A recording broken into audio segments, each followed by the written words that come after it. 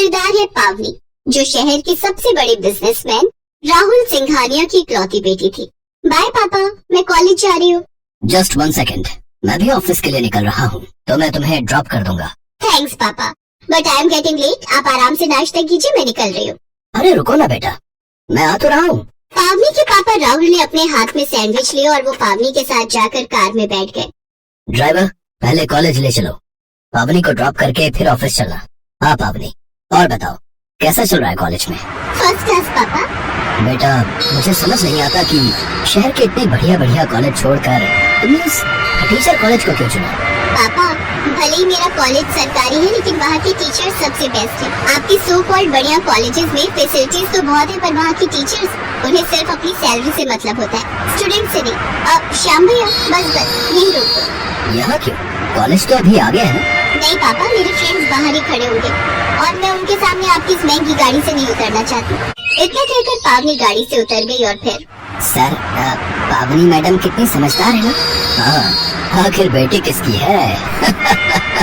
वो नहीं चाहती कि किसी को मालूम चले कि वो कितने अमीर बाप की बेटी है। ठीक तो है, सब उसके बारे में जान जाएंगे तो ये गरीब फटीचर लोग भीख मांग मांग कर उसे परेशान कर देंगे। ड्राइवर श्याम राहुल की बात सुनकर बस मुस्कुरा था। तो पावनी को उसके बचपन से जानता था। वो समझता था कि पावनी असल में अपने दोस्तों के सामने अपने पापा के पैसों का दिखावा नहीं करना चाहती। असल में लोगों को लेकर पावनी और उसके पिता की सोच में काफी अंतर था। उधर कॉलेज में। हाँ जी मैडम, कहाँ रह गई थी? सॉरी, वो तुम्हें तो पता है ना, इस शहर में बसों में कितनी भीड़ रहती है। चिंता मत करो, शादी के बाद मैं तुम्हें हर जगह अपनी बाइक पर ले चलूंगा, फिर तुम्हें बसों के धक्के नहीं खाने पड़ेंगे। अच्छा जी, और ये बाइक कहाँ से आएगी? मेरे घर से नहीं मिलने वाला कोई दहेज वहेज, अभी से बता रही हूँ, समझे? मुझे कुछ चाहिए भी नहीं सिवाय तुम्हारे। मैंने पूरी प्लानिंग कर रखी है। गांव में अपना एक छोटा सा खेत है, खेती का काम अब पापा के बस का रहा नहीं, तो उसी जमीन को बेचकर एक बाइक लूंगा और एक छोटी सी दुकान खरीद लूंगा। कहाँ? इसी शहर में क्या? हो मैडम हो, इतना रईस नहीं हूँ मैं। खुद को पूरा बेच भी दूंगा ना, तब भी यहाँ दुकान नहीं खरीद पाऊंगा। केशव की बात पर पावनी जोर जोर से हंसने लगी। केशव और पावनी कॉलेज में एक साथ पढ़ते थे। दोनों की पहले दोस्ती हुई, फिर दोनों एक दूसरे को पसंद करने लगे। पर पावनी ने केशव को कभी नहीं बताया कि वो कितनी अमीर है, जबकि केशव ने पावनी को अपने बारे में सब कुछ बता दिया था। केशव गांव से शहर आया पढ़ने के लिए और वो एक छोटे किसान का बेटा था। ऐसे ही वक्त बीता और कॉलेज की पढ़ाई खत्म होने को आ गई। फिर एक दिन, पावनी, मुझे तुम्हारे घर वालों से मिलना है। पर उनसे क्यों मिलना है तुम्हें? अरे उनसे मिलवाओगी नहीं तो तुम्हारा हाथ किससे मांगूंगा भाई? अच्छा, और वो एक बेरोजगार के हाथ में मेरा हाथ दे देंगे? ओ मिस्टर, पहले कुछ काम धंधा शुरू करो, फिर आना मेरा हाथ मांगने। ठीक है, तो फिर डन रहा। मैं अगले महीने तक अपना वो खेत बेचकर गांव में एक दुकान खोलता हूँ और एक नई बाइक भी खरीद लूंगा और फिर उसी बाइक पर आऊंगा तुम्हारा हाथ मांगने। सही है? तुम्हारे घर वालों पर भी तो इम्प्रेशन जमना चाहिए कि लड़का पैसे वाला है भाई। केशव की बात सुनकर पावनी मुस्कुरा दी। कुछ दिन और बीत गए। एक दिन पावनी ने हिम्मत करके अपने पापा राहुल सिंघानिया को केशव के बारे में बता ही दिया। केशव की आर्थिक स्थिति के बारे में जानकर राहुल का पारा 7वें आसमान पर चढ़ गया। क्या कहा तुमने? किसान का बेटा? और वो खुद क्या करता है? पापा, वो गांव में उसकी दुकान है। गांव में? बेटी, आर यू गॉन मैड? कैसे रहोगी तुम उस फटीचर के साथ? राहुल सिंघानिया की बेटी एक गांव में गोबर और कीचड़ के बीच रहेगी क्या? पापा प्लीज, आप समझने की कोशिश कीजिए। आई लव हिम और मैं उसके बिना। शट अप पावनी। अरे अपना नहीं तो कम से कम मेरे स्टेटस के बारे में तो सोचो। आई एम सॉरी पापा, पर मैंने स्टेटस देखकर नहीं बल्कि एक अच्छा इंसान देखकर उसे पसंद किया है। ओह, तो इसका मतलब तुम फैसला कर चुकी हो। ठीक है, मैं सब समझ गया। तुमने इंसान देखकर प्यार किया और उसने तुम्हारा पैसा देखकर। मैं उसे एक फूटी कौड़ी नहीं देने वाला। ये बात कान खोल कर सुन लो तुम। पापा, उसे तो पता ही नहीं है कि आप मेरे पापा हो और न ही उसे आपसे कोई दहेज चाहिए। दहेज तो बहुत दूर की बात है। मैं तो उस फटीचर की शक्ल भी नहीं देखना चाहता। ये बात कहकर राहुल सिंघानिया वहाँ से चले गए और पावनी को समझ आ गया कि केशव से उसकी शादी उसके पिता की मर्जी से तो कभी नहीं हो सकती। अब पावनी के पास और कोई चारा नहीं था। उसने अपना थोड़ा बहुत सामान लिया और सीधे केशव के पास चली गई। केशव अपनी नई बाइक लेकर आया था। इसके बाद पावनी ने हिम्मत करके केशव को सब कुछ बता दिया। केशव फौरन पावनी को अपने साथ एक मंदिर लेकर गया और वहाँ दोनों ने शादी कर ली। शादी भले ही बहुत सादगी से हुई थी, लेकिन इस शादी से पावनी और केशव दोनों बहुत खुश थे। फिर एक दिन, क्या हुआ? इतना परेशान क्यों हो? पावनी, मैं कुछ बड़ा करना चाहता था। इतनी पढ़ाई लिखाई का क्या फायदा? यहाँ गांव में रहकर मैं अपना टैलेंट वेस्ट कर रहा हूँ। ऐसा क्यों सोच रहे हो? अगर हम शहर चले गए तो पापा जी का ख्याल कौन रखेगा? पावनी की समझदारी भरी बातें सुनकर केशव को बहुत अच्छा लगा। दरअसल केशव के पापा की तबीयत काफी खराब रहती थी, इसलिए केशव उन्हें छोड़कर शहर नहीं जा सकता था। फिर एक दिन जब केशव और पावनी बाइक से कहीं जा रहे थे, तब रास्ते में ही केशव की बाइक खराब हो गई और फिर शिट, ये क्या हो गया यार? अब तो फंस गए। कोई बात नहीं, आसपास कोई बाइक रिपेयरिंग की दुकान होगी ना, चलो देखते हैं। अरे नहीं बाबा, यहाँ कम से कम 20 किलोमीटर तक कोई बाइक की दुकान नहीं है। केशव की बात सुनकर पावनी दुखी भी थी और हैरान भी। हैरान इसलिए कि इतनी बड़ी आबादी और हाईवे होने के बावजूद वहाँ कोई बाइक रिपेयर की दुकान नहीं थी। किसी तरह वो दोनों रात को अपने घर पहुँचे और अगली ही सुबह पावनी तैयार होकर बिना किसी से कुछ कहे शहर के लिए निकल गई। जब केशव को पावनी घर में नहीं दिखी तो उसने उसे फोन किया। पावनी, कहाँ हो तुम? सॉरी केशव, तुम सो रहे थे तो मैंने तुम्हें उठाया नहीं। मैं शहर आई हूँ किसी काम से, शाम को आकर सारी बात बताती हूँ। पावनी एक बहुत बड़ा कदम उठाने जा रही थी। दरअसल केशव का जन्मदिन आ रहा था और पावनी उसके जन्मदिन पर उसे एक बड़ा तोहफा देना चाहती थी। वो अपने पापा के ड्राइवर श्याम से जाकर मिली। अंकल नमस्ते, कैसे हो आप? अरे पावनी मैडम, मैं ठीक हूँ, आप कैसे हो? श्याम कई सालों से राहुल का ड्राइवर था और गाड़ी और रिपेयरिंग के बारे में उसे अच्छी खासी जानकारी थी। पावनी उसकी बहुत इज्जत करती थी और श्याम भी पावनी को बहुत मानता था। वो पावनी की मदद करने के लिए फौरन तैयार हो गया। श्याम से मिलने के बाद पावनी सीधे बैंक गई और वहाँ एक फाइल दिखाकर उसने लोन पास करा लिया। वो फाइल बिजनेस लोन के लिए थी और बैंक को पावनी का आइडिया पसंद आया था। शाम को जब पावनी घर लौटी तो वो एक छोटे से ट्रक में सवार थी। पावनी, अब ये सब क्या है? और ये ट्रक? हाँ, मैं इस ट्रक में हमारी खुशियाँ और तुम्हारा बर्थडे गिफ्ट लेकर आई हूँ। जैसे ही ट्रक वाले ने ट्रक का गेट खोला तो दिखाई दिया कि पूरा ट्रक छोटी बड़ी कई सारी पेटियों से भरा पड़ा था, जिनमें बाइक रिपेयरिंग के लिए जरूरी हर सामान मौजूद था। केशव को कुछ समझ नहीं आ रहा था। तभी पावनी ने आगे बढ़कर केशव को गले से लगाया और चहकते हुए कहा, हैप्पी बर्थडे मिस्टर। पावनी ने न सिर्फ पूरे गांव की एक बड़ी परेशानी का हल ढूंढ निकाला था, बल्कि केशव को उसके गांव में रहकर ही अच्छी कमाई करने का एक बढ़िया मौका भी दे दिया था। ठीक एक हफ्ते बाद केशव के ऑटो सर्विस सेंटर का उद्घाटन बड़ी धूमधाम से हुआ। सब लोग पावनी और केशव के लिए तालियां बजा रहे थे और केशव आंखों में आंसू लिए बस पावनी को देखे जा रहा था। उसे एहसास हो गया था कि पावनी के रूप में उसने बिल्कुल सही जीवन साथी को चुना है, जो उसके स्वाभिमान की भी कीमत समझती है और हर मुश्किल में उसके साथ खड़े रहने की हिम्मत भी रखती है।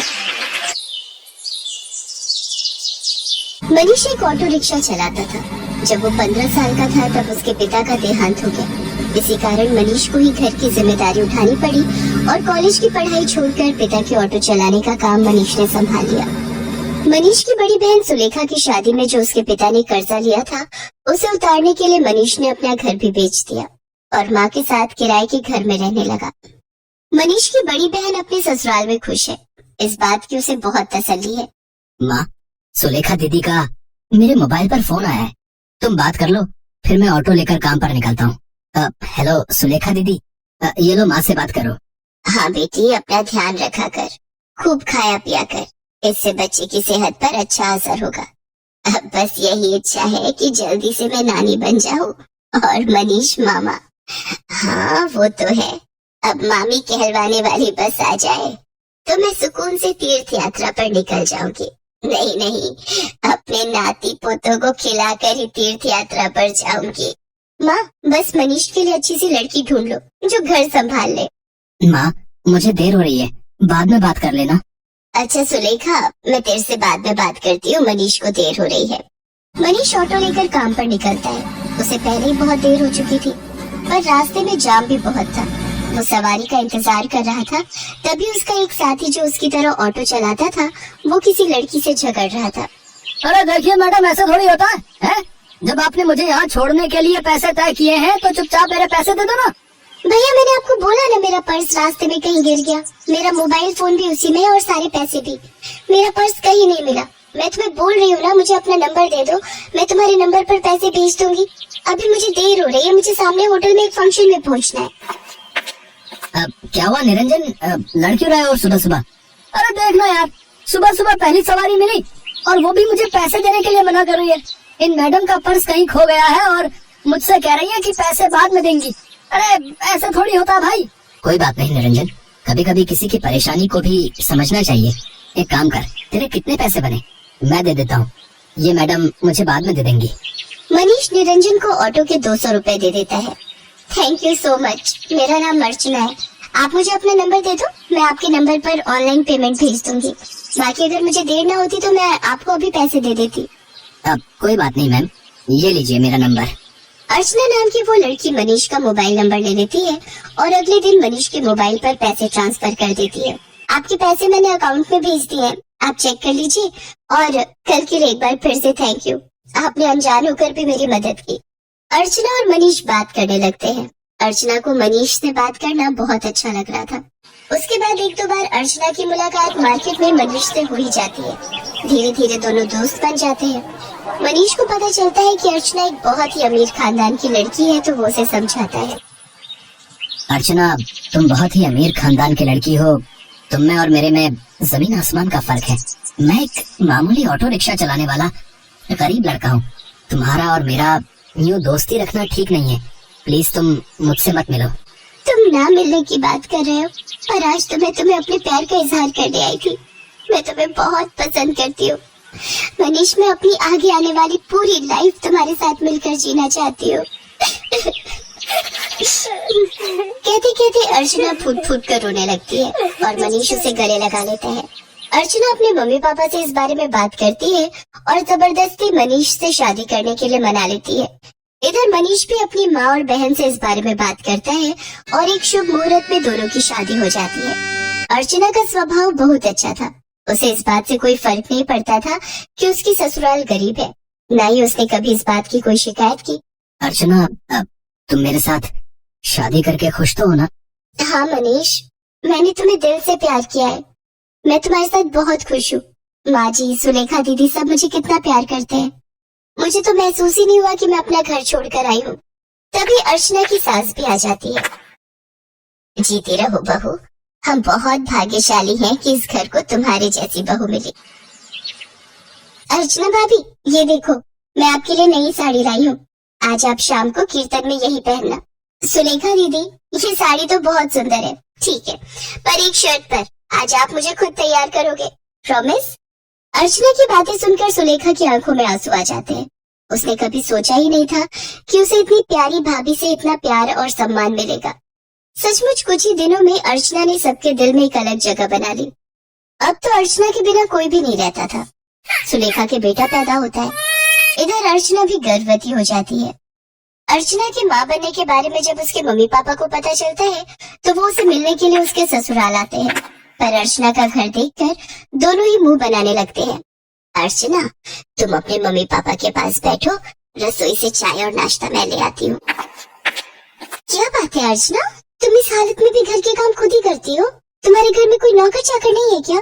कैसी बातें करती हो ललिता तुम जानती भी हो तुम्हारी बेटी किस घर में ब्याही है। यहाँ 2 वक्त की रोटी खाने के लिए भी सोचना पड़ता है। एक टाइम की सब्जी दूसरे टाइम खाते होंगे ये भला क्या नौकर चाकर रखेंगे? नहीं पापा, ऐसी कोई बात नहीं है। माँ जी और मनीष ने तो मुझे कई बार कहा है कि मैं घर में कोई काम वाली रख लूं, पर पूरा दिन मैं घर पर होती हूँ, मेरा भी मन नहीं लगता और फिर मैं तो कुछ भी नहीं करती। सारा काम माँ जी ही करती है, मुझे उठने ही नहीं देती। ये लीजिए चाय। अर्चना, तुम्हें ये समोसे बहुत पसंद है ना? मैं ये भी हलवाई से खरीद लाई हूँ, अपने मम्मी पापा को भी दो। नहीं, मैं ऑयली फूड कम खाती हूँ। और अर्चना, तुम भी ये सब मत खाया करो, तुम्हें इस टाइम में जूस फ्रूट्स ये सब लेना चाहिए। बहन जी, आप तो समझदार हैं। ये समोसे वगैरह ये सब बहुत नुकसानदायक है। मम्मी, आप मेरी टेंशन मत लो, माँ जी मेरा पूरा ख्याल रखती है। वो मुझे समय पर जूस फ्रूट दूध दही सब्जियाँ और सब कुछ खाने के लिए देती है। तभी अर्चना की ननद सुलेखा भी आ जाती है। अर्चना भाभी, मैंने डॉक्टर से अपॉइंटमेंट ले लिया है। कल सुबह 11 बजे आपको मेरे साथ चलना है, तो आपका चेकअप हो जाएगा और बाकी जो इंजेक्शन वगैरह। सुलेखा, तुम्हारा कौन से हॉस्पिटल में बच्चा हुआ था जिस डॉक्टर के बारे में तुम बात कर रही हो? जी, वो बड़े बाजार में जो हॉस्पिटल है जहाँ डॉक्टर नेहा बैठती है, वो सस्ता बेकार सा हॉस्पिटल। अर्चना, तुम उस हॉस्पिटल में चेकअप के लिए जाओगी?